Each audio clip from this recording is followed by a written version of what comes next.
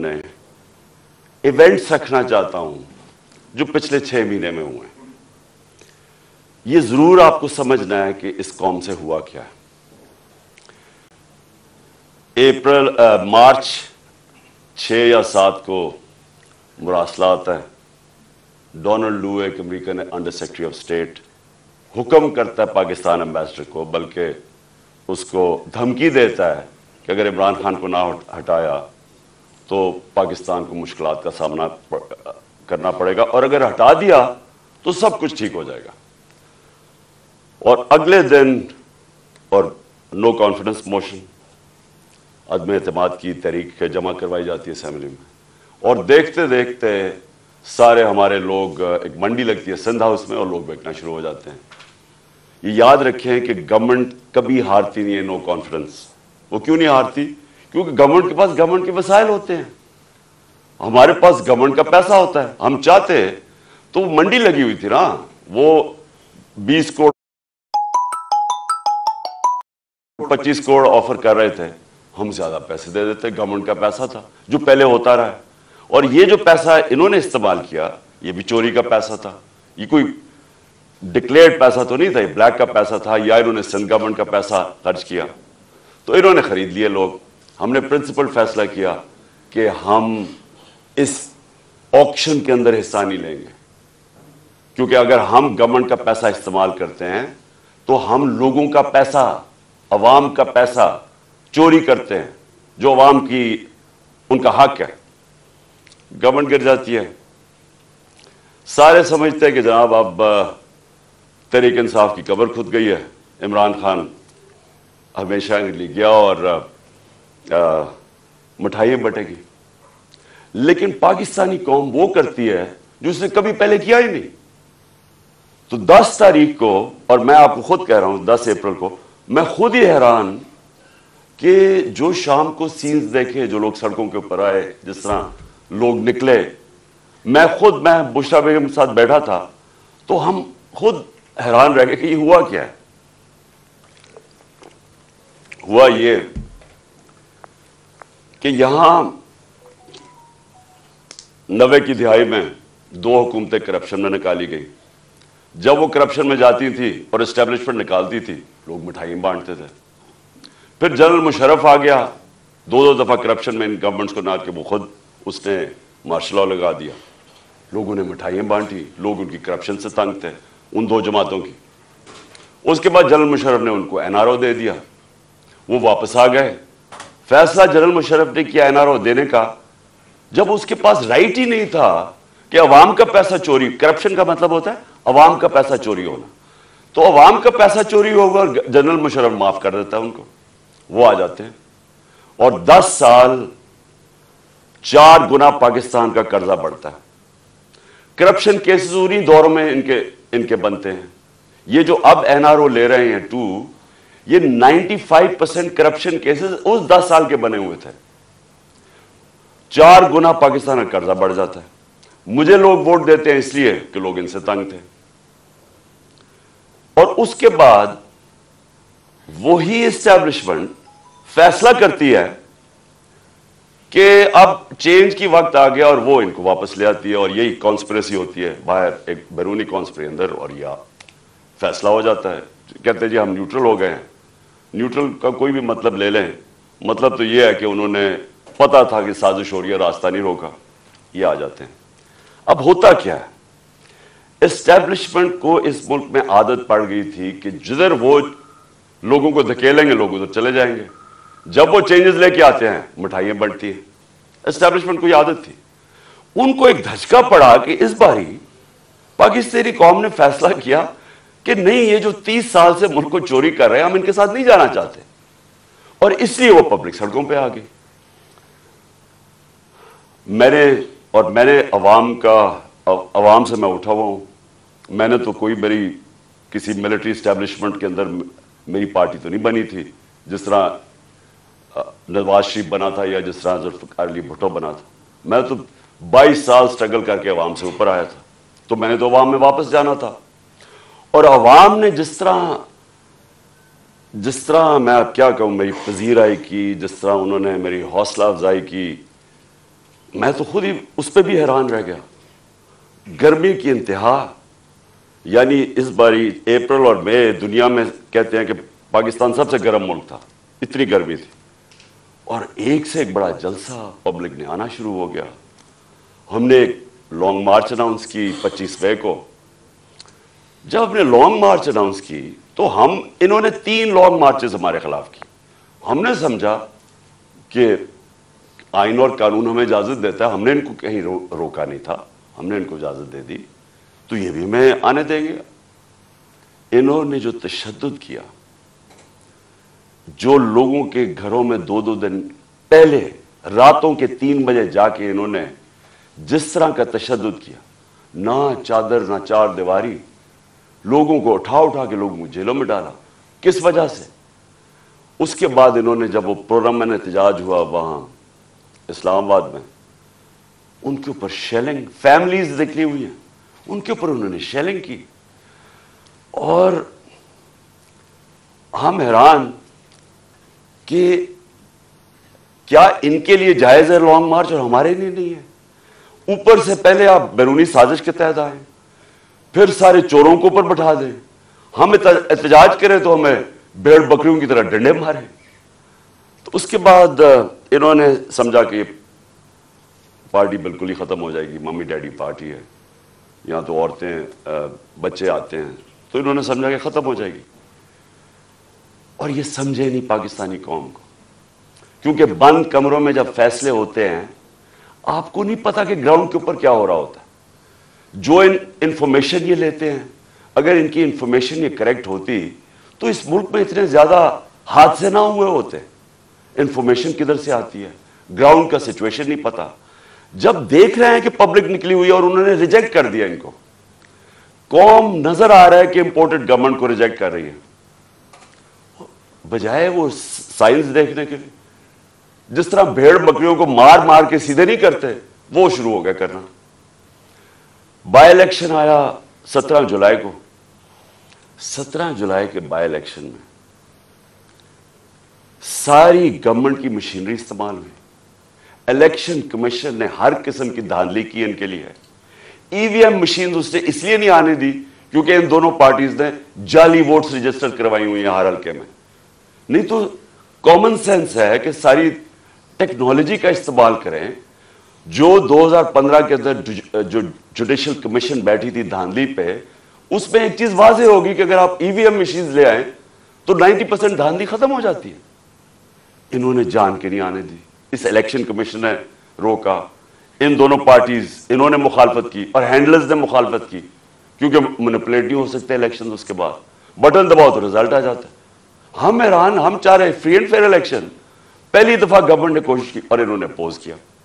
اس کے باوجود P T I sweep کر جاتی ہے, تحریک انصاف جیت جاتی ہے, سارے دنگ رہ جاتے ہیں. پھر بھی سائنس نہیں پڑھے کہ قوم کدھر کھڑی ہے. اس کے بعد مزید اور پریشر, دھمکیاں, اور اس کے بعد کیا ہوتا ہے کہ ایک چینج ہوتا ہے, ایک ہینڈلر آ جاتا ہے Islamabad, Faisal, general Faisal, major general Faisal. وہ کہہ کے آتا ہے کہ میں اب تمہیں بتاؤں گا کہ میں کیسے ان کو سیدھا کرتا ہوں. اور سختیاں شروع ہو جاتی ہیں. جو تحریک انصاف کے لیے میڈیا کور کر رہا ہے ان کے لیے سختیاں, جو جرنلسٹ تحریک انصاف کو فیور کر رہا ہے ان کے اوپر سختیاں. ہمارے ممبرز کو اپروچ کیا جا رہا ہوتا ہے کہ آپ ہمارے ایم پیز کو, یہ ذرا سنیں, ایم پیز کو ڈرایا دھمکایا جا رہا ہے کہ اس کو چھوڑو عمران خان کو. کیا ڈرایا دھمکایا جا رہا ہے کہ ہمارے پاس ہمارے کرپشن کیسز ہیں, اگر وہ نہیں مل رہا ہے تو ہمارے پاس ویڈیوز ہیں, آپ کی گندی ویڈیوز ہیں, وہ ہم بلیک میل کرنے کے لیے. یہ تماشا ہو رہا پاکستان میں کہ ہماری اپنی ایجنسیز اپنی ڈیموکریٹک پروسیس کو چلنے نہیں دے رہی اور یہ استعمال کر رہی ہیں. بجائے ریئلائز کریں کہ آپ نے غلطی کر دی ہے. لوگ چور نہیں ایکسیپٹ کر رہے ہیں, اس کے باوجود ایک غلطی کو دہراتے جا رہے ہیں اور فورس کرتے جا رہے ہیں لوگوں کو. دھمکیاں آنی شروع ہو گئی. مجھے تب پتا چلا کہ میرے اوپر ایک انہوں نے پلان بنایا, کیونکہ آپ اچھا پھر الیکشن کمیشن کو استعمال کیا جا رہا ہے, کسی طرح عمران خان کو ڈسکوالیفائی کرو. फॉरेन फंडिंग केस, पता चला वो फॉरेन फंडिंग ही नहीं है, उसको हमें लटकाया कि फॉरेन फंडिंग में अब पार्टी जाएगी, पता चला वो प्रोहिबिटिव फंडिंग है, उसके अंदर पार्टी डिस्क्वालीफाई नहीं हो सकती। उधर से चेंज करके तोशा खाना आ गए। तोशा खाना का सारा रिकॉर्ड तोशा खाना के अंदर पड़ा है, जो चीज भी है वो उसके अंदर पड़ी है, उसमें कोई गुंजाइश ही नहीं है चोरी की। अगर आप है तो वो एकदम पकड़े जाती है। तोशा खाना केस चला गया, उसमें जी अब तोशा खाना में डिस्क्वालीफाई कर देता है। वो वकील जाके उससे पूछ रहा है कि किस बेसिस पे एक इलेक्शन कमीशन ने डिस्क्वालीफाई कर दी। क्यों जी? वो वहां नवाज शरीफ का हुक्म आया हुआ है कि इमरान खान हमें इकट्ठा लेवल प्लेइंग फील्ड दो।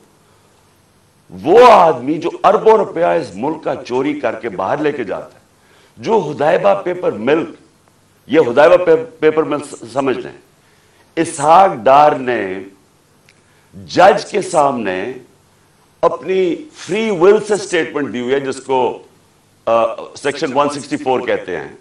164 बयान जो है वो जेल में नहीं दिया जाता, वो आप जज के सामने जाके कन्फेस करते हैं कि ये मैंने किया है। तो ये 25 अप्रैल 2000 में इसहाक डार वहां बयान देता है कि मैं शरीफ खानदान के लिए पैसे चोरी, इनके चोरी का पैसा मनी लॉन्डर करता हूं इंग्लैंड। वहां काजी फैमिली के बेनामी अकाउंट्स खोले जाते हैं, शरीफ फैमिली का वहां से, और फिर रेमिटेंसेस दिखा के पाकिस्तान आता है और शरीफ फैमिली के अंदर चला जाता है। यानी सीधी सीधी चोरी। हुदैबा पेपर मिल्क में एनआरओ मिल जाता है, डिस्पाइट कि वो इसहाक डार कह रहा है कि मैं कन्फेस कर रहा है कि मैं मनी लॉन्डर हूं शरीफ खानदान का, और इनको बता रहा है कि करप्ट है, एनआरओ मिल जाता है। वो नवाज शरीफ जो फिर एवंसफील्ड अपार्टमेंट उसकी पैनामा पेपर्स के अंदर पकड़ी जाती है, तस्लीम कर देता है हमारी। अब पैसा किधर से आया वो बता नहीं सकते, कभी कतरी खाता आ जाता है, फिर एक कोई फेक डीड आ जाती है, ट्रस्ट डीड, वो क्लेबरी फॉन्ट वाली, झूठ पे झूठ बोले जा रहे हैं। आज तक एक डॉक्यूमेंट नहीं बताई कि लंदन के सबसे महंगे इलाके में 4 अपार्टमेंट्स आपकी, जो आप तस्लीम कर रहे हैं हमारी हैं, और कह रहे हैं कि जनाब इमरान खान को और मुझे एक ही तरह लेवल प्लेइंग फील्ड दो।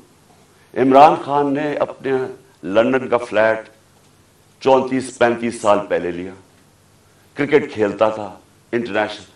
अदालत ने जब मांगा सारा रिकॉर्ड दिया।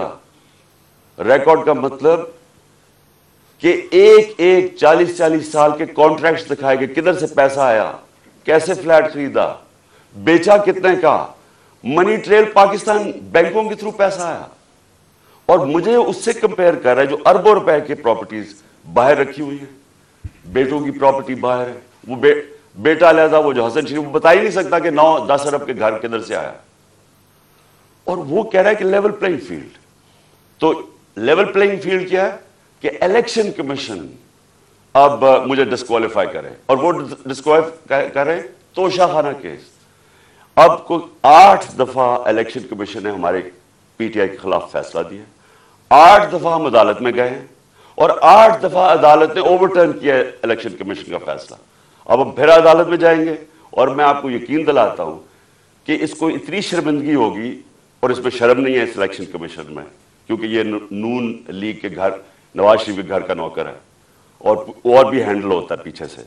ये बिल्कुल ये इसके ऊपर मैं फिर केस करूंगा, हरजाना करूंगा इसके ऊपर, क्योंकि उसके मेरे पर गलत इल्जाम लगाया है। और फिर एफआईए केसेस कर रही है। एक पॉलिटिकल पार्टी जिसने लीगल फंड रेजिंग की है पाकिस्तान में, वो तहरीक इंसाफ है। 40,000 का हमारा डेटाबेस है, किसी पार्टी के पास है ही नहीं, इनके पास कोई डेटाबेस ही नहीं है। अच्छा, वो इनसे पूछ ही नहीं रहा कि किधर से आपने पैसे इकट्ठे किए, जिस पार्टी ने पैसे इकट्ठे किए उनसे पूछ रहा है। अच्छा, वो जवाब भी दे रहे हैं। अब वो क्या कर रहे हैं कि जिन्होंने 10-10 साल पहले पैसे दिए थे पीटीआई को, उनको एफआईए कांटेक्ट करके उनको हरास कर रही है, ताकि पीटीआई के जो डोनर्स हैं वो भाग जाए पीटीआई से, कि पैसा ना इकट्ठा कर सके पीटीआई। वो पार्टी जो पब्लिक से पैसा, जो सारी दुनिया में होता है, उस पार्टी को बंद करने की कोशिश कर रहे हैं। وہ جو دو پارٹیز بتا ہی نہیں سکتی کہ پیسہ کدھر سے اکٹھا کرتے ہیں، اور اس کا ورڈ ہے کرونی کیپٹلزم. یہ پہلے بزنس مین کے ساتھ بزنس کرتے ہیں اور پھر ان سے پھر ان کو پیسے، ان کو موقع دیتے ہیں پیسے بنانے کا، پھر ان کے ساتھ یا پروفٹ شیئرنگ کرتے ہیں اور پھر انہیں سے ڈونیشن لے لیتے ہیں. ان کے پاس تو ڈونر بیس ہی کوئی نہیں ہے. ہم کیوں فیصلے کر سکتے ہیں پبلک کے لیے؟ ہم کیوں بڑے بڑے مافیاز کے خلاف کھڑے ہوئے جس طرح شوگر مافیا؟ کیونکہ ہمارے پاس پبلک کا ڈونر بیس ہے. ہم پبلک سے پیسے اکٹھے کرتے ہیں، اس لیے پبلک کے انٹرسٹ کے لیے کھڑے ہو سکتے ہیں. یہ ہیں چھوٹی سی ایلیٹ انٹرسٹ پروٹیکٹ کرنے کے لیے مافیاز کے ساتھ آئی. تو ایف آئی اے ہمارا نقصان پہنچا رہی ہے ہمیں کہ ہمارے کیسز ہمارے، تاکہ ہمارے ڈونرز بھاگ جائیں. اس کے علاوہ انہوں نے صحافیوں سے کیا کیا؟ جب سے یہ آئے Faisal, general Faisal, major general, جو صحافیوں سے کیا انہوں نے، یہ پاکستان، مشرف کے مارشل لاء مجھے یاد ہے، مجھے اس نے جیل میں ڈالا، لیکن مشرف کا مارشل لاء لبرل تھا. اس کے مقابلے میں جو آج کل ہو رہا ہے، جو صحافیوں سے ہو رہا ہے، جو عمران ریاض اس کو پکڑ کے جیل میں، پھر ایاز امیر اس کو مار پٹوائی، ذلیل کروایا، سمیع ابراہیم سینئر ریسپیکٹڈ لوگ، اس کو غلام حسین چودھری تقریباً 80 سال کا، اس کو پکڑ کے جیل میں ڈال دیا. اور جو ارشد شریف سے کیا، یعنی یہ قوم کبھی معاف ہی نہیں کرے گی ان لوگوں کو جنہوں نے ارشد شریف میری نظر میں پاکستان کا نمبر 1 انویسٹیگیٹو جرنلسٹ تھا اور نمبر 1 کریڈیبلٹی تھی. سب کو پتا تھا کہ یہ بکتا نہیں ہے، سب کو پتا تھا اس کا خوف کسی سے نہیں. اس سے جو کیا ہے، ملک سے باہر بھاگ، مجھے پتا ہے اس کے پیچھے کون پڑا ہوا تھا. ارشد شریف کے گھر والوں کو پتا ہے کہ کون پڑا ہوا تھا اس کے پیچھے. صحافیوں کو پتا ہے کہ کون اس کے پیچھے پڑا ہوا تھا، کہ کیوں اس کو ملک چھوڑ کے جانا پڑا، اور پھر کیوں وہ دبئی سے آگے جانا پڑا اس کو. سب کو پتا ہے کہ کون پیچھے پڑا ہوا تھا اس کے. اور جو اس کی شہادت ہوئی، یہ اس ملک کی تاریخ کا میں سمجھتا ہوں افسوسناک موڑ ہے کہ جتنی صحافت اوپر چلی جاتی ہے، معاشرے کو وہ لفٹ کر دیتی ہے، معاشرے کے ویلیوز لفٹ کر دیتی ہے، معاشرے کو امر بالمعروف پہ لگا دیتی ہے. یہ صحافیوں کا کام ہوتا ہے، موریلٹی معاشرے کی ریز کرے. اور جدھر کون آج کل فیورٹس بنے ہوئے ہیں؟ لفافے، جو زبیر بیچنے والے صحافی جن کی کریڈیبلٹی کوئی نہیں ہے. آپ صرف یہ دیکھ لیں کہ کن لوگوں کی آج ویورشپ اوپر ہے اور کن کی نیچے ہے، آپ کو پتہ چل جائے گا عوام کدھر کھڑی. عوام بیوقوف نہیں ہے. یہ جو عوام آپ کو بار بار میسیجز بتا رہی ہے کہ وہ ایک ابراہیم لنکن کی سینگ ہے کہ you can't fool all the people all the time. تھوڑا وقت سب کو پاگل بنا سکتے ہیں، سارا وقت کبھی کوئی انسان نہیں، معاشرہ پاگل نہیں بن سکتا. تو لوگوں کو پتہ ہے کیا ہو رہا ہے اور لوگ بتا رہے ہیں. پھر الیکشن ہوا، بائی الیکشن ہوا ہمارا، 9 سیٹوں پہ میں کھڑا ہوا صرف ایک پوائنٹ بتانے کے لیے کہ عوام کدھر کھڑی.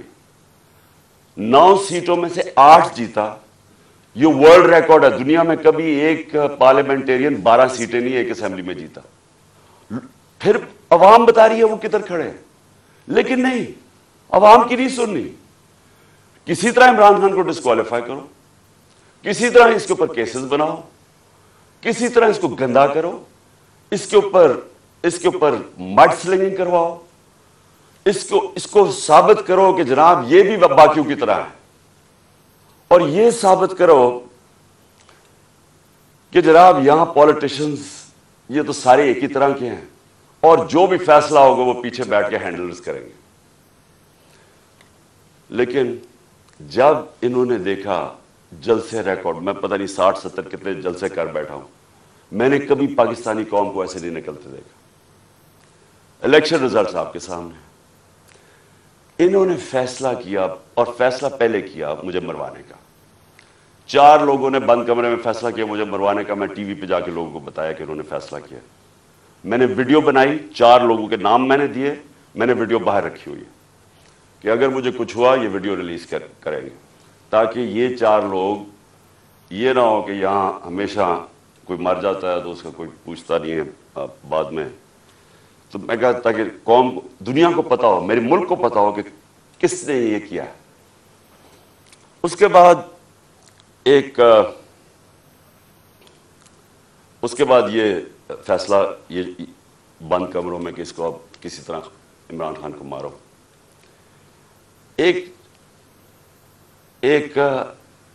اچھا, اور مجھے خبریں کدھر سے آتی ہیں, اب میں یہ بھی آپ کو بتا دوں کہ مجھے کیسے پتا چلتا ہے. ایک تو میں گورنمنٹ میں 3.5 سال رہا, میری ریلیشن شپس ہیں, اداروں کے اندر لوگوں کو میں جانتا ہوں, ایجنسیز کے اندر لوگوں کو میں جانتا ہوں. ویسے جو اداروں کے اندر, سارے اداروں کے اندر جو باہری اکثریت ہے وہ سب متنفر ہے جو ہو رہا ہے پاکستان کے ساتھ, جو انہوں نے 6 مہینے میں کیا ملک کے ساتھ, جو مہنگائی کے اندر لوگوں کے حالات ہیں, معیشت نیچے جا رہی ہے, انڈسٹری نیچے جا رہی ہے, ایکسپورٹس نیچے جا رہی ہے, ٹیکس کلیکشن نیچے جا رہا ہے, ریمیٹنسز نیچے جا رہی ہے. جو کسان ہیں, جو ریکارڈ ہماری 17 سال میں گروتھ ریٹ تھی ایگریکلچر میں, زراعت میں 4.5%, وہ آج نیچے چلے گئے. تو لوگ ان سے تنگ ہیں, اور لوگ مجھے بتاتے ہیں کہ یہ کیا سازشیں چل رہی ہیں. تو دوسری انہوں نے سازش کیا کی, انہوں نے, اور اس کے اوپر اب میں آنے لگا ہوں, یہ جو ہوا, یہ جو مجھے یہ گولیاں لگیں, یہ سازش کیا تھی. انہوں نے فیصلہ کیا کہ ایک ایسا سلمان تاثیر ٹائپ قتل کرو عمران خان. اس کے اوپر پہلے اسے کہو کہ جناب یہ اس نے مذہب کی توہین کی ہے یا توہین رسالت کی ہے. اس کے اوپر کوئی انہوں نے ٹیپس بنائی, انہوں نے وہ ریلیز بھی کی, وہ لوگ چلائے, اور وہ نون لیگ کے لوگ اس کو پروجیکٹ کرنا شروع ہو گئے. پتا تھا مجھے کہ کون اس کو پروجیکٹ کر رہا ہے. ہمیں یہ اتنا آسان ہے آج کل کے زمانے میں پتہ چلوانا, کیونکہ یہ تو ڈیجیٹل ورلڈ ہے, آپ پتہ چلوا سکتے ہیں کس اکاؤنٹ سے چیزیں پروجیکٹ کی جا رہی ہیں. تو یہ پہلے تو یہ پروجیکٹ کیا گیا کہ عمران خان نے دین کی توہین کی ہے. اس کے بعد پلان ان کا یہ تھا, جو انہوں نے کیا اس دن یہ وزیر آباد میں, کہ کہیں گے جی دینی انتہا پسند عمران خان کو قتل کر دیا جس طرح سلمان تاثیر کو کیا, کیونکہ اس نے کوئی مذہب کی توہین کر دی. یہ پلان بنا. میں نے یہ پلان جلسے کے اندر 24 سپٹمبر کو عوام کے سامنے رکھا, اور میں یہ چاہتا ہوں کہ یہ بالکل اسی اسکرپٹ کے اوپر ہوا جو کہ وزیر آباد میں ہوا ہے. تو یہ پہلے ذرا میں چاہتا ہوں آپ سارے یہ ذرا ایک دفعہ دیکھیں کہ یہ ہوا کیا تھا, یہ میں نے کیا کہا تھا 24 سپٹمبر کو.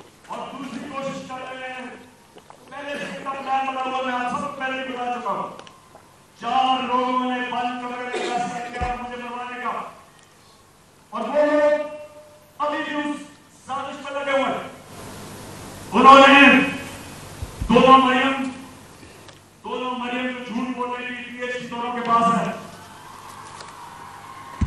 ان کو جاوید الدین کو انہوں نے ان سے پریس کانفرنس کروائی, اور پریس کانفرنس کروائی ایسی کہ عمران خان خدا را خواستہ اس نے مذہب کی توہین کی ہے.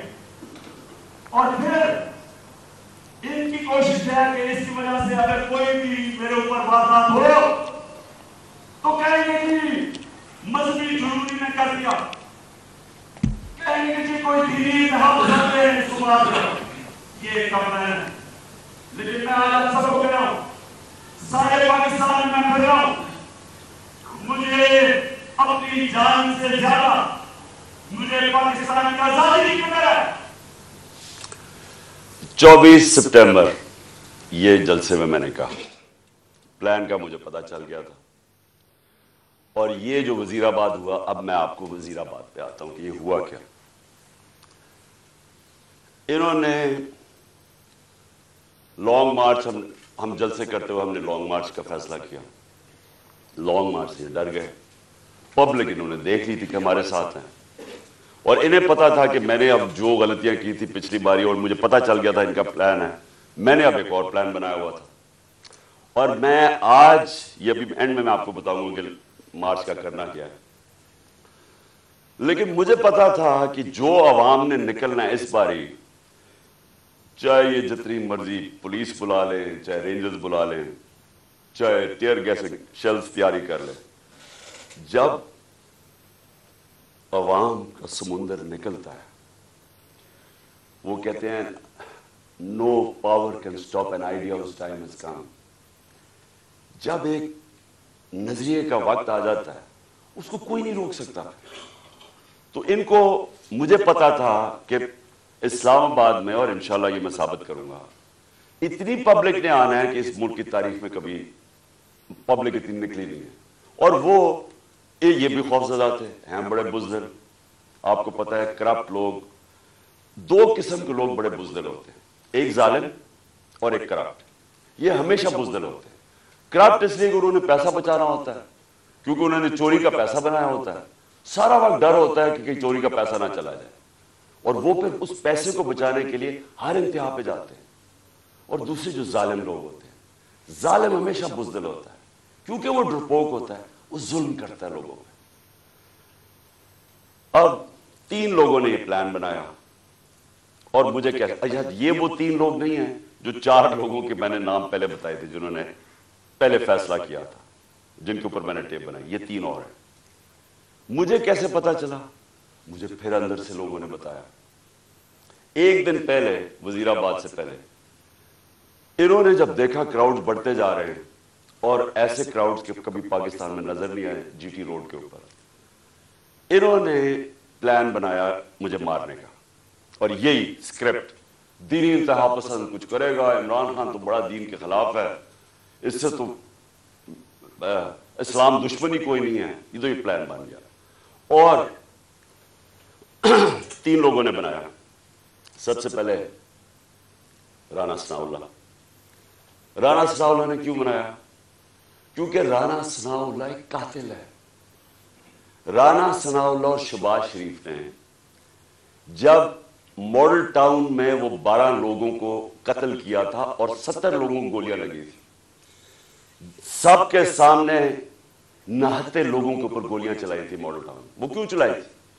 کیونکہ طاہر القادری نے 1 سال پہلے پیپلز پارٹی کی گورنمنٹ کے اندر لانگ مارچ کی تھی، اور یہ ڈرے ہوئے تھے آتے ساتھ ہی، کیونکہ اس نے کہا میں پھر کروں گا نون لیگ کی گورنمنٹ میں. یہ ڈرے ہوئے تھے. انہوں نے وہ جو ظلم کیا وہاں ماڈل ٹاؤن میں، یہ دونوں شہباز شریف اور رانا ثناءاللہ. اور یہ کیا کہنا چاہتے تھے؟ یہ پیغام دینا چاہتے تھے، خوف طاری کرنا چاہتے تھے کہ کہیں وہ اسلام آباد نہ آ جائے، وہ پبلک نہ نکلا ہے. تو انہوں نے وہاں لوگوں کو قتل کیا.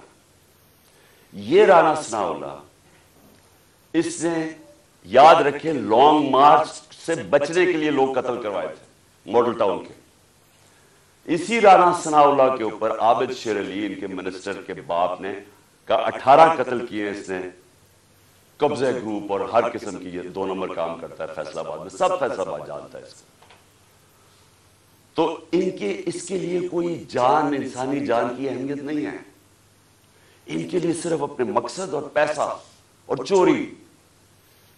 دوسری طرف شہباز شریف کے اوپر ہیومن رائٹس واچ کی رپورٹ ہے، یا ایمنسٹی انٹرنیشنل کی رپورٹ ہے 1990 یعنی 1997 میں جب چیف منسٹر تھا، اور 99 تک جب چیف منسٹر آیا.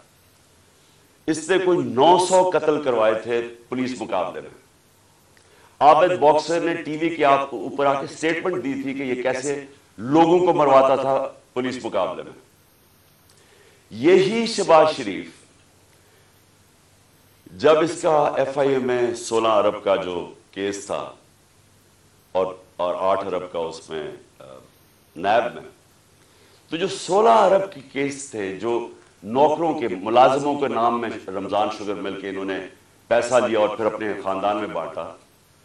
انہوں نے 5 ملازموں کو، وہ مرے ہارٹ اٹیک سے، 2 آتے ساتھ ہی 2 مہینے میں 5 گواہ مرے. اور جو چھٹا ڈاکٹر رضوان تھا، جو انویسٹیگیٹ کر رہا تھا ان کی ایف آئی اے کی، جس نے انویسٹیگیٹ کیا تھا یہ ان کا جو فیک اکاؤنٹس اور یہ جو نوکروں کے نام پیسہ لیا تھا، وہ بھی ہارٹ اٹیک سے مرتا ہے. یہاں ڈاکٹرز بیٹھے ہوئے ہیں، آپ کو بتائیں گے کہ ایک طریقہ ہوتا ہے انڈیوس ہارٹ اٹیک کا، پتہ بھی نہیں کسی کو چلتا کیا ہو. تو کبھی کسی نے انویسٹیگیٹ نہیں کیا کہ آتے ساتھ یہ لوگ ایک دم 2 مہینے میں 6 لوگ ہارٹ اٹیک کیسے مر گئے. کبھی کسی نے یہ نہیں انویسٹیگیٹ کیا کہ رانا ثناء اللہ کے اوپر جو کوئی ایک کسٹم آفیسر کیا وہ کوئی اس کا انویسٹیگیٹ، اس کی کوئی انویسٹیگیشن تھی، اس نے کیسے ایک دم خودکشی کر لی. اس کے بعد یہ دو انہوں نے اس پلان کے اندر یہ شامل ہوئے اور ساتھ مل گیا ان کے general major general Faisal. Faisal کیوں؟ فیصل اس لیے مل گیا، ایک تو ڈرٹی ہیری کہ اوپر وعدہ کر کے آیا تھا کہ فکر نہ کرو میں ان کو ٹھیک کرتا ہوں، آپ میرے پہ چھوڑ دیں، میں ان کو اس پارٹی کو ٹھکانے لگاتا ہوں. اور اس جو میں نے شروع میں بتایا کہ دھمکیاں یہ وہ جو اس نے ظلم کرنا ہے، سوشل میڈیا کے لوگوں کو، بچوں کو اٹھا لیں کہ تم نے یہ کیوں کیا، مار کے پھیٹا پھوٹا لگا کے ان کو گھر لے آئے، گھر بھیج دیں. خوف پھیلایا ہوا کہ فکر نہ کرو، جس طرح ہم کوئی دشمن ہیں، ہم کوئی بیرونی لوگ ہیں جو کہ ملک کے غدار ہیں، اس طرح ٹریٹ کیا. تحریک انصاف جو مدد کرے یہ جناب فیصل صاحب ہم کریں گے.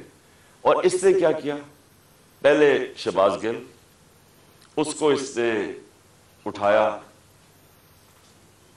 ٹارچر کیا، اس کو ننگا کیا، تصویریں کھینچی، تشدد کیا، اور اس کا جو ابھی تک وہ ریکور نہیں کیا جو اسے کیا. اس کے بعد وہ ایک سلمان فاروقی جرنلسٹ، اس کو پکڑ کے وہی ننگا کر، جمیل فاروقی، اس سے وہ ہوا. پھر اعظم سواتی سے جو ہوا، اور اعظم سواتی کا ریئیکشن جو آیا، اور جو اعظم نے کھل کے اس کا نام لیا، اس سے پہلے تو کوئی نام ہی ڈرتے ہوئے جنرل فیصل کا نہیں لیتا تھا. اعظم سواتی اس جگہ پہ پہنچ گیا کہ اس نے کہا کہ اس سے بہتر ہے کہ میں مر جاؤں، جو انہوں نے مجھے ذلیل کیا، بچوں اپنی پوتی اور پوتوں کے سامنے مارا، 75 سال کے آدمی کو. پھر اس کو حوالے کیا انہوں نے یہ ایف آئی اے نے حوالے کیا اس کے جنرل فیصل کے لوگوں کو. اس نے پھر اس کے اوپر ننگا کر کے اس کو ذلیل کیا اور مارا. اعظم سواتی نے کھل کے سامنے آ گیا، عدالت میں جا کے چیف جسٹس کو کہہ رہا ہے، سینٹ میں، انٹرنیشنلی ساری دنیا کے اندر پاکستان بدنام ہوا، پاکستان کی فوج بدنام ہوئی. کیا آیا کہ جی ایک سینیٹر کو تشدد کیا گیا اس لیے کہ اس نے فوج کی تنقید کر دی، جمہوریت کا مذاق اڑا ساری دنیا میں. اب وہ ایشو بیٹھ نہیں رہا اعظم سواتی کا، وہ آگے لے کے جا رہا ہے. اعظم سواتی کھڑا ہو گیا، عدالت میں جا رہا ہے، اور ساتھ ہمارا اب یہ مارچ نکل رہے ہیں. تو فیصل ان کے ساتھ مل گیا، ان 3 نے فیصلہ کیا مجھے قتل کرنے کا. اور پھر ہوا کیا، اب میں آپ کو ڈیٹیل دیتا ہوں. اس دن ہوا کیا، اس دن میں جب کنٹینر پہ تھا تو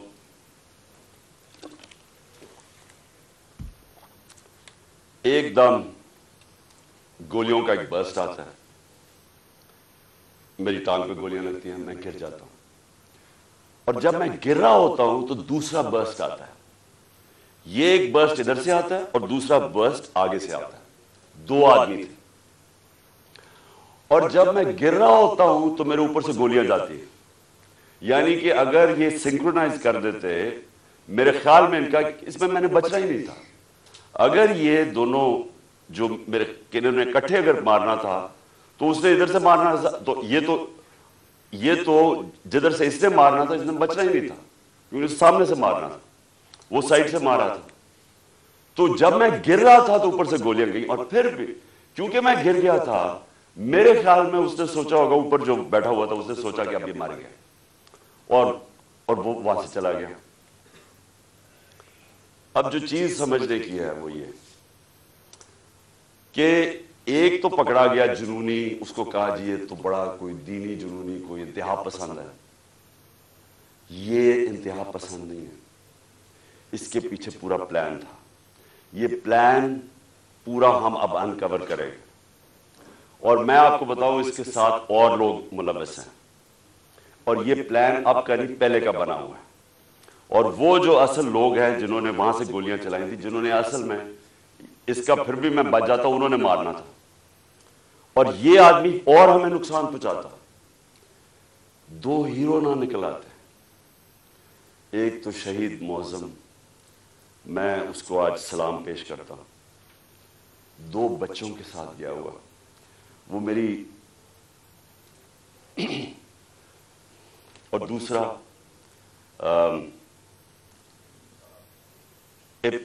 ابتسام، جس طرح اس نے پکڑا اور جس طرح اس کی اگر دلیری نہ ہوتی تو اس نے بس مار دیتا تو اور تباہی کر دیتا تھا. 11 لوگوں کو گولیاں لگی اور ایک ہمارا معظم شہید ہوا. اب ہم نے FIR رجسٹر کرنے کی کوشش کی ہے. سب ڈرتے ہیں کیونکہ کئی ادارے یہ قانون سے اوپر ہے. میں آج جنرل باجوہ سے سوال پوچھتا ہوں کہ کیا فوج کا وقار اوپر جائے گا یا نیچے جائے گا اگر جو آپ کی فوج پہ کالی بھیڑیں غلط کام کر رہی ہیں، ظلم کر رہی ہیں، انسانوں پہ تشدد کر رہی ہیں، اگر آپ ان کے اوپر ایکشن لیں گے تو فوج کا وقار اوپر جائے گا، لوگ عزت کریں گے فوج کی.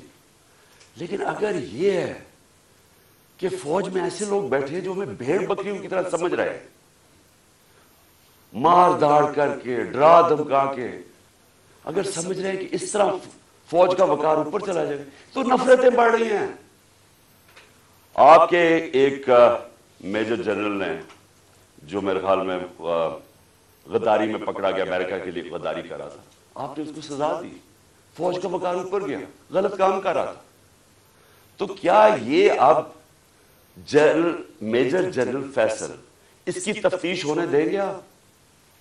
اور کیا اس ملک میں اب تفتیش ہو سکے گی جب جنرل فیصل کے اوپر الزام ہے، انٹیریئر منسٹر ثناء اللہ کے اوپر الزام ہے، اور تیسرا پرائم منسٹر شہباز شریف کے اوپر الزام ہے؟ کیسے تفتیش ہوگی؟ جب تک یہ 3 لوگ ریزائن نہیں کرتے تفتیش ہوگی کیسے؟ اور ادھر میں جنرل باجوہ آپ سے بھی فوج کے وقار کے لیے کہہ رہا ہوں کہ یہ پاکستانی فوج کو نقصان پہنچا رہے ہیں اس طرح کی کالی بھیڑیں. یہ جو سمجھتے ہیں کہ ہم انسان ہی نہیں ہیں، بھیڑوں کو کبھی ادھر موڑ دو کبھی ادھر موڑ دو، آج وہ چور ہیں کل وہ NRO مل گئے تو اچھے ہو گئے ہیں، آج پھر آپ ان کو چور بنا دیں گے کل پھر بھیڑی. ہم انسان ہیں، انسانوں کو جانوروں کی طرح نہ ٹریٹ کریں. اور انسان کسی وقت آگے کھڑا ہو جاتا ہے، اور یہ قوم کھڑی ہو گئی ہے. یہ میں آج آپ کو بتا دوں 2 راستے اب اس قوم کے سامنے، یا ایک پرامن انقلاب آئے گا اور یا خونی انقلاب آئے گا، اور تیسرا راستہ نہیں ہے.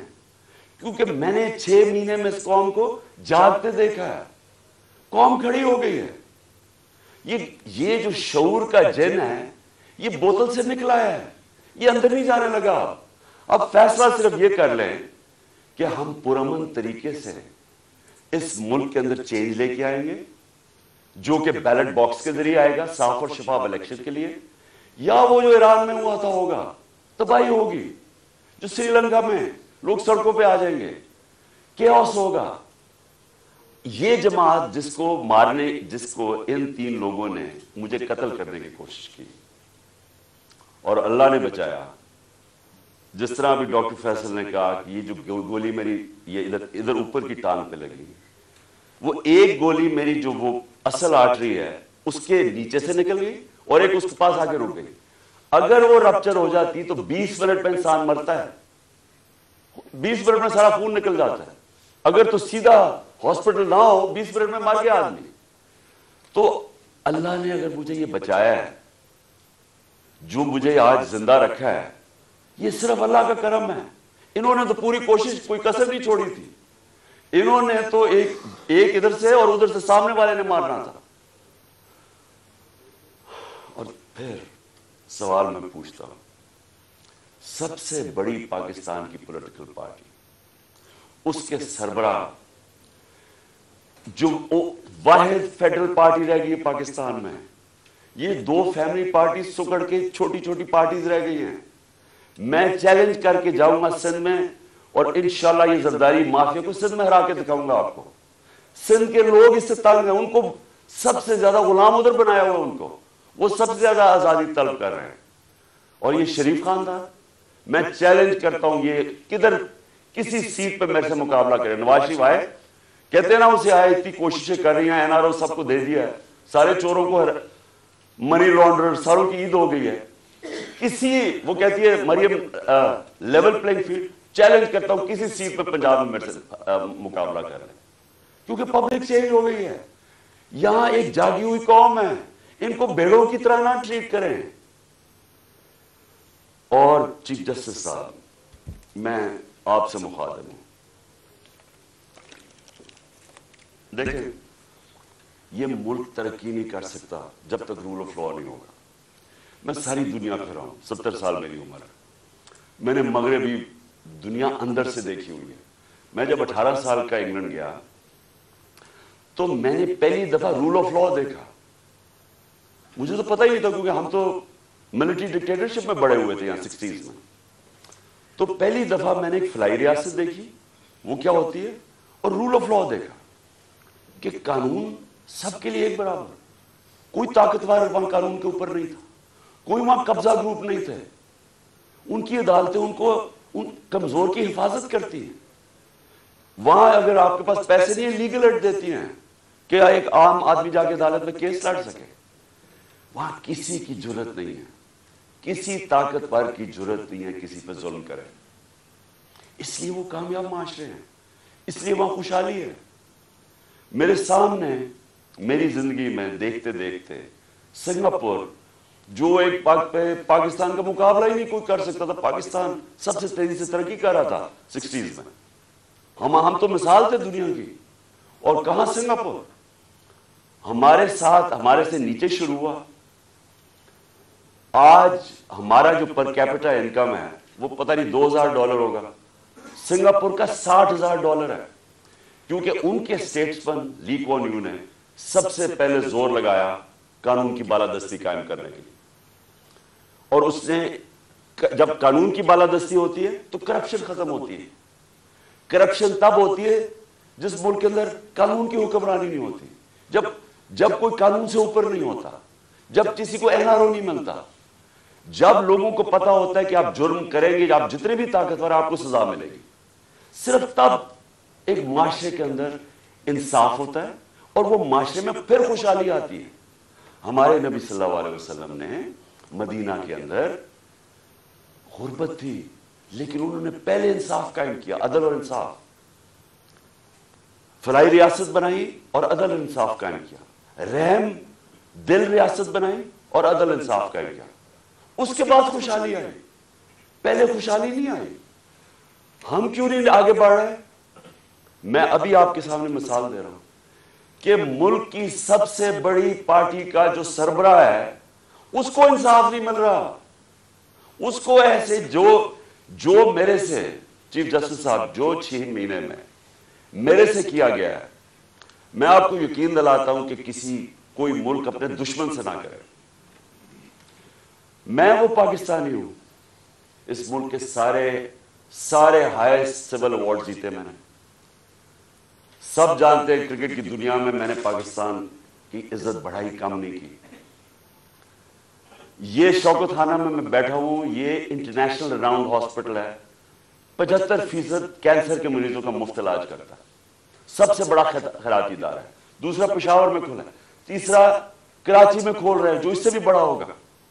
2 یونیورسٹیز بنائی ہیں, القادر یونیورسٹی جو کہ 100% فری ڈگریز دے رہی ہے لیڈرشپ کے اندر, سیرت نبی کے اندر, اور دوسری طرف نمل یونیورسٹی جدھر 90% اسٹوڈنٹس کو مفت تعلیم مل رہی ہے, اور 85% جیسی ڈگری لیتے ہیں ان کو نوکریاں مل جاتی ہیں.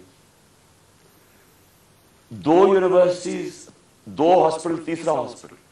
یہ دنیا میں کوئی جانتے ہیں کسی پولیٹیشین نے ایک بھی بنایا ہو؟ کوئی اس ملک کی تاریخ میں کسی نے کچھ کیا ہو. اور پھر ایک پارٹی بنائی جو کہ سب سے بڑی آج پارٹی ہے پاکستان, 12 سیٹیں جیتا ہوں. اگر میرے سے یہ ہو رہا ہے, میرے گھر کے اوپر میرے نوکروں کو پیسے دیے گئے میرے خلاف جاسوسی کرنے کے لیے, ڈیوائس رکھنے کے لیے, گھر کے نوکروں کو میری فون کالز, جو میری پرائم منسٹر کی فون کال تھی ان کی ریکارڈڈ کر کے ریلیز کی گئی ریکارڈنگ, آفیشل سیکرٹس ایکٹ کی وائلیشن ہے. لوگوں کو جو ہمارے ڈونرز تھے ان کو ڈرایا دھمکایا گیا. ہر حربہ جو استعمال ہو سکتا ہے کہ ایک دشمن کے خلاف, وہ میرے خلاف. یعنی یہ جو یہ میسج پہنچواتا ہے یہ جو الیکشن کمیشن ہے, جی میں نہیں کہہ رہا, پیچھے سے مجھے حکم ہے. ایف آئی اے والے جو کہہ رہے ہم نہیں کہہ رہے جی ہمیں پیچھے سے حکم ہے. وہ 25 مئی میں وہ جو پولیس والوں نے ظلم کیا تھا ہمارے, ہم کیا کریں جی ہمیں پیچھے سے حکم ہے. یعنی یہ ایک پاکستان کی جمہوری پارٹی سے مذاق ہو رہا ہے, ظلم ہو رہا ہے. یہ قوم کو تباہ کر رہے ہیں, قومیں تباہ ہوتی ہیں ایسے. ایسٹ پاکستان میں کیا ہوا تھا, سب سے بڑی جو جماعت الیکشن جیتی اسی کے خلاف ملٹری ایکشن کر دیا. ان کو جو رائٹ تھا ان کا وہ نہیں دیا.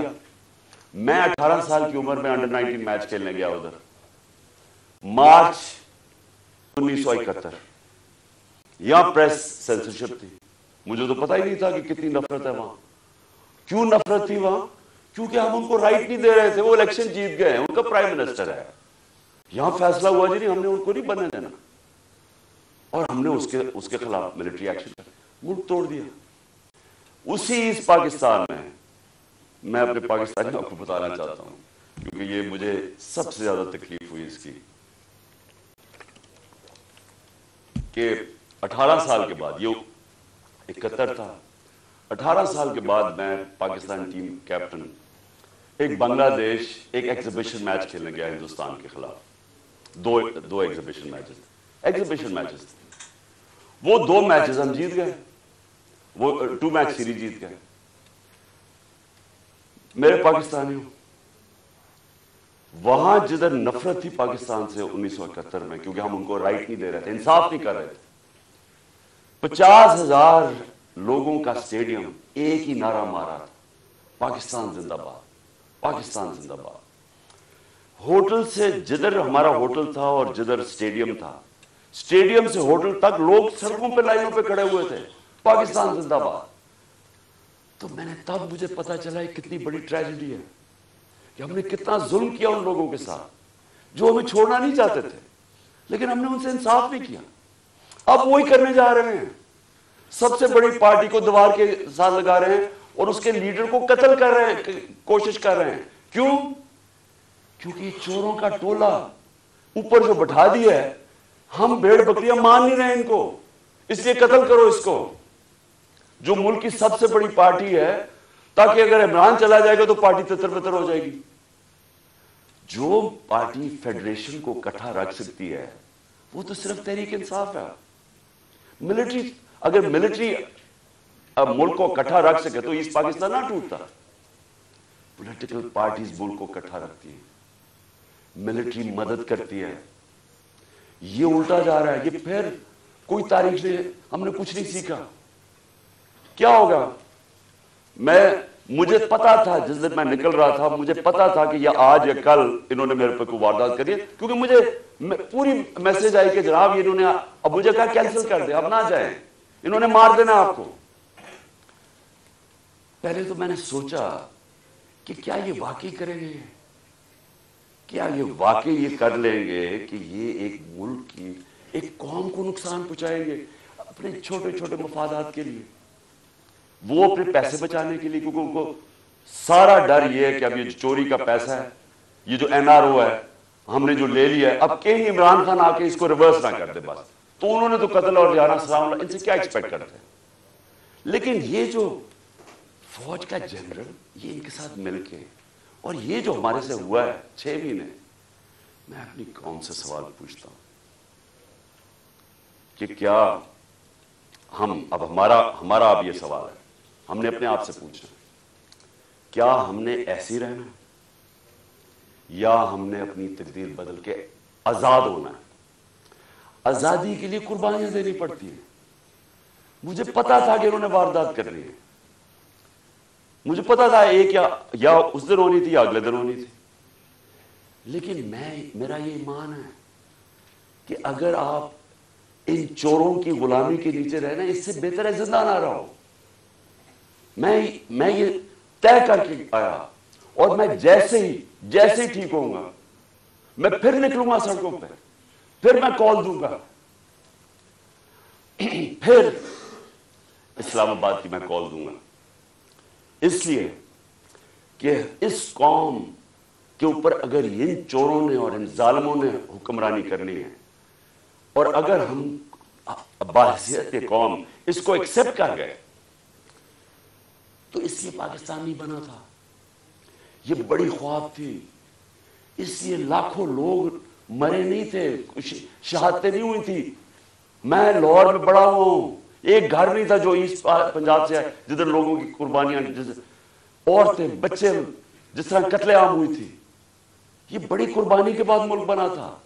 قائد اعظم جب پاکستان لینڈ کیا، انہوں نے 3 ہفتے پہلے، انہیں پتا تھا انہوں نے زندہ نہیں رہنا.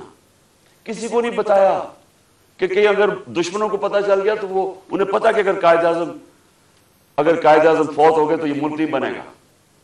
کسی کو پتا نہیں چلنے دیا. اور 3 ہفتے پہلے لینڈ کرتے ہیں کراچی، تو ایڈمرل جو ان کا اسسٹنٹ تھا اسے کہتے ہیں میں نہیں سمجھتا تھا کہ میری زندگی میں پاکستان بنے گا. اس لیے نہیں بنا پاکستان کہ چوروں کی ہم غلامی کریں، یہ ظالموں کی جو لوگوں پہ تشدد کرتے ہیں. آپ کو پتا ہے اعظم سواتی کو جب اس کے اوپر تشدد کر رہے تھے، اسے کیا کہہ رہے تھے کہ یہ عمران خان کو بتاؤ کہ اس کو ہم اس طرح ننگا کر کے ماریں گے. یہ ہمارے لوگ ہیں، یہ اس ملک کی سیکیورٹی کے لیے ہیں، اور یہ اس کو کہہ رہے ہیں اس کو کہ عمران خان کو پیغام دو کہ اس کو اس طرح ہم ننگا کر کے ماریں گے. پنڈی کا وہ مسٹر وائی جو ملتان کا ہے، مسٹر وائی بیٹھا ہوا ہے، وہ ہمارے ایم پیز کو بلا کے کہہ رہا ہے کہ دیکھو یہ پی ٹی آئی کی کوئی فیوچر نہیں ہے، اور عمران خان کو تو ہم نے وہ کرنا ہے جو اعظم سواتی سے کیا. یعنی یہ ہمارے لوگ ہیں. جنرل باجوہ جاگیں، یہ ملک تباہی کی طرف جا رہا ہے. یہ اگر آپ نے ان کے اوپر کالی بھیڑوں پہ ایکشن نہ لیا، یہ نفرتیں بڑھتی جائیں گی، یہ قوم ٹوٹنے کی طرف جائے گی. عمران خان کو جب اللہ نے لے کے جانا ہے میں تو تیار ہوں اس کے لیے. ملک کا سوچیں، اپنی ذات سے نکل جائیں باہر کہ جی چھوٹے چھوٹے مفادات کے لیے، اپنی ذات کے لیے. یہ چوروں نے تو اپنے پیسے کے لیے، ہم اپنے ملک کو قربان کر رہے ہیں. جو لوگ سڑکوں پہ ہیں، ان کی شکلیں دیکھیں، ان کی آنکھیں دیکھیں، آپ کو نظر آئے گا کہ یہ تلاش میں ہے کہ وہ پاکستان جدھر یہ آزادی سے رہے، جدھر کوئی کسی کو اجازت نہ ہو کہ کمزور کے اوپر کوئی ظلم کرے.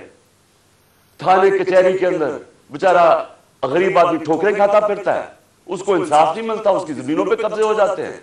اور یہ بڑے بڑے ڈاکو ہر باری آ کے اپنی ساری چوری معاف کروا لیتے ہیں. 1100 ارب روپے کی یہ چوری معاف کروا رہے ہیں اپنے. 1100 ارب روپے کا این آر او لے رہے ہیں، ملک کو تباہی کے اندر ڈال کے، معیشت تباہ کر کے، مہنگائی میں لوگوں کو پھنسا، اور صرف اپنے پیسے بچانے کے لیے این آر او لے رہے ہیں. اور ان کو کوئی فکر ہی نہیں ہے. ملک کو جو مرضی ہو، ان کے تو پیسے باہر پڑے ہوئے ہیں. ان کے لیے ہمارے اوپر تشدد کیا جا رہا ہے، جس کا جینا مرنا پاکستان میں، جن کے پیسے ہی باہر پڑے ہوئے ہیں، جو عیدیں باہر ہیں، جن کی شاپنگ باہر ہے، بچے باہر ہیں، جنہوں نے جائیدادیں باہر بنائی ہوئی ہیں، بلینز آف ڈالر کی پراپرٹی ہے، ان کے لیے ہمیں قربان کر رہے ہیں. اور غدار پھر کون رہا؟ کون ہے پاکستان کا غدار؟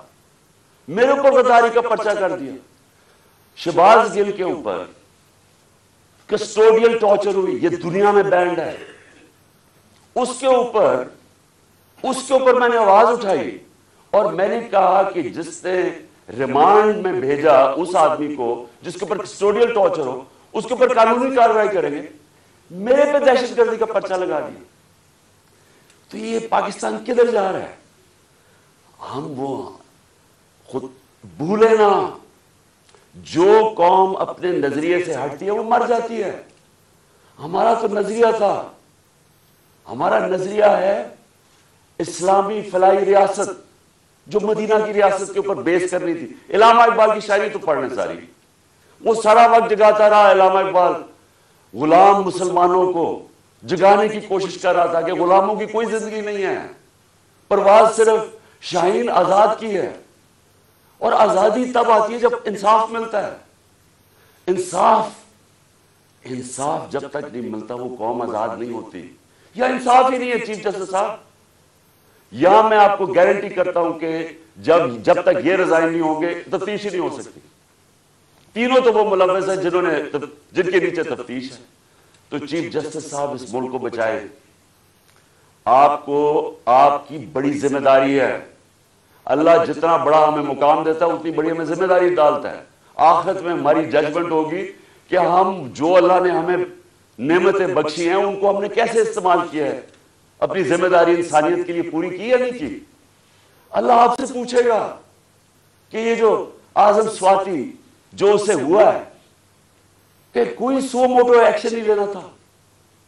کیا یہ جو شہباز گل سے ہوا ہے کوئی آپ کی ذمہ داری نہیں ہے، کوئی رول آف لا نہیں ہے اس ملک میں، وہ تو آپ نے امپلیمنٹ کرنا ہے. اگر طاقتور کے لیے ایک قانون ہے، کمزور کے لیے دوسرا ہے، ملک کی تو فیوچر ہی کوئی نہیں ہے.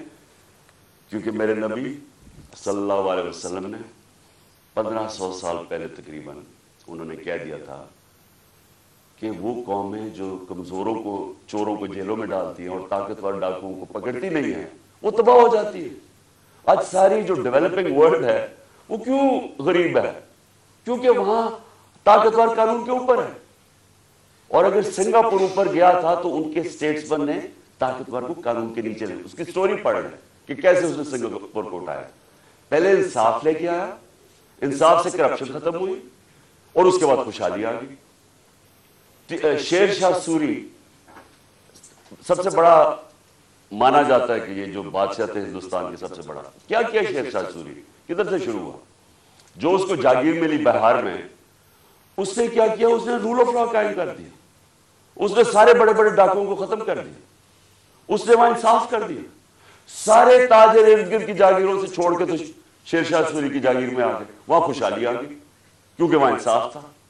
ادھر سے وہ کھڑا ہوا اور ادھر سے اس نے جب ہندوستان کی سنبھالی جب حکومت، تو ادھر اس نے انصاف قائم کیا.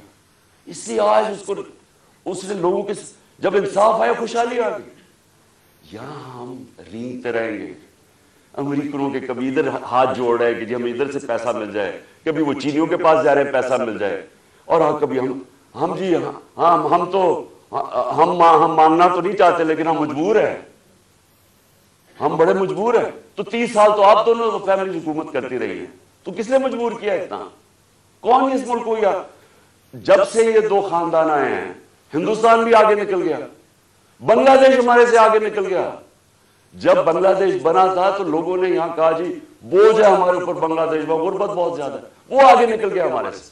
جب سے یہ دو خاندان آئے ہیں تو کہتا جی ہم مجبور ہیں، ہم تو مانگنے نہیں آئے لیکن ہم مجبور ہیں.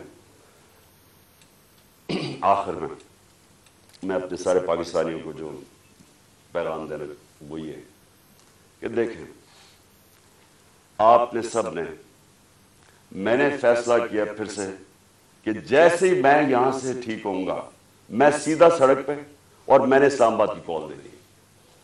آپ سب سے میں صرف یہ کہتا ہوں کہ اپنے بچوں، اپنے مستقبل کے لیے آپ نے کبھی کمپرومائز نہیں کرنا اپنی آزادی کے لیے. غلام قوم دنیا میں اس کی عزت نہیں ہوتی. ہر ایک پاسپورٹ پوچھے ہمارے پاکستانیوں سے کیا ہوتا ہے، دنیا عزت نہیں کرتی اور وہ قوم اوپر ہی نہیں جا سکتی. اگر ہم نے یہ غلامی کر کے اوپر جانا تھا تو ہم کب 40 سال سے تو میں جانتا ہوں غلامی کر رہے ہیں. وہ کوئی امریکن آتا ہے اس کے پیر میں گر جاتے ہیں، کوئی گورا رنگ دیکھتے ہیں اس کے جوتے پالش کرنے شروع کر دیتے.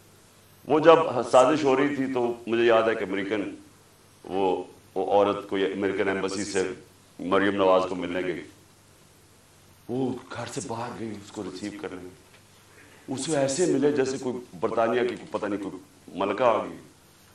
اس کے سامنے صرف لیٹ ہی نہیں گئے کہ میرے اوپر سے چل کے جاؤ کے اس کے جوتے نہ گندے ہو جائیں. یہ اپنے آپ کو ہم ذلیل کرتے ہیں ساری جگہ دنیا کے اندر، کیونکہ ہم بیکاریوں کی طرح پھرتے ہیں، قومی غیرت کھو بیٹھے. اور کیوں نہیں ہم آگے بڑھ سکتے؟ کیونکہ انصاف نہیں ہے. انصاف نہیں ہے، خوشحالی نہیں ہے، انصاف نہیں ہے، آزادی نہیں ہے. تو میرے پاکستانیوں، آپ نے سب نے جب تک یہ 3 لوگ ریزائن نہیں کرتے آپ نے پروٹیسٹ کرنا ہے. آپ نے سڑکوں پر پروٹیسٹ کرنا، آپ کو آپ کا آئین رائٹ دیتا ہے. ظلم اور ناانصافی کے خلاف کھڑا ہونا آپ کا دین آپ کو حکم کرتا ہے. جہاد کرنا ہے. جہاد کیا ہے؟ ظلم کے سامنے کھڑے ہونا، ناانصافی کا مقابلہ کرنا، اپنی آزادی کے لیے کھڑے ہونا. یہ آپ کا فرض ہے. اور اللہ نے کیوں کیا ہوا ہے؟ کیونکہ اللہ کو پتہ ہے کہ غلام کی کوئی پرواز نہیں ہے. تو انصاف آپ کو آزاد کرتا ہے، اور آزاد کی پرواز ہے. تو اس لیے آپ نے سب نے نکلنا ہے، آپ نے پوری طرح اس پروٹیسٹ کے اندر حصہ لینا ہے، اور ان تینوں کی ریزگنیشن مانگنی ہے. کیونکہ جب تک یہ 3 ریزائن نہیں کرتے، یہ جو کیس ہے یہ آگے نہیں بڑھے گا، اس کی تفتیش نہیں ہوگی، کیونکہ کنٹرول کرتے ہیں سب کچھ ہے. FIA ساری ایجنسیز ان کے کنٹرول کے نیچے، تو کیسے انصاف ملے گا؟ جنرل باجوہ کو بھی کہنا، میں آپ کو آج کہہ رہا ہوں کہ یہ جو یہ فیصل میجر جنرل فیصل کر رہا ہے، یہ اس ملک کو تباہی کی طرف لے کے جا رہا ہے. فوج اس ملک کی ضرورت ہے. ہم جو میری طرح کے لوگ آزاد سوچ ہی نہیں سکتے زندگی آزادی کے علاوہ، وہ چاہتے ہیں کہ ہماری فوج مضبوط ہو، کیونکہ مضبوط فوج ہی ہمیں آزاد رکھے گی.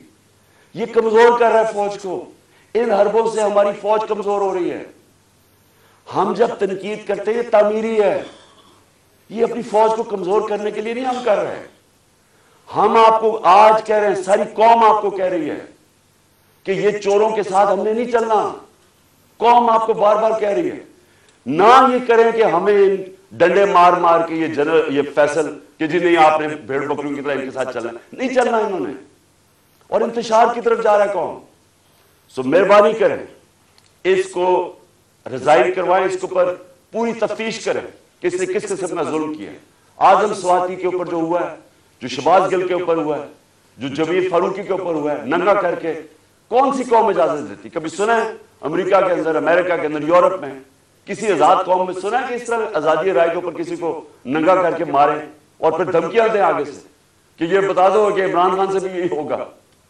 یعنی یہ ہماری ایجنسیز ہیں، ان کا یہ کام ہے کہ ملک کو ہی کمزور کرو. تو پروٹیسٹ ہوگا جب تک یہ 3 ریزائن نہیں کریں گے. جیسے میں ٹھیک ہوں گا میں سڑک پہ پھر آ رہا ہوں، اور میں اسلام آباد کال دوں گا. آپ تیار رہیں. انشاءاللہ اللہ نے مجھے بڑا بچایا ہے، مجھے ایک نئی زندگی دی ہے، اور میرے میں عزم دے دیا ہے کہ میں اپنی قوم کی آزادی کے لیے پوری طرح لڑوں. پاکستان زندہ باد.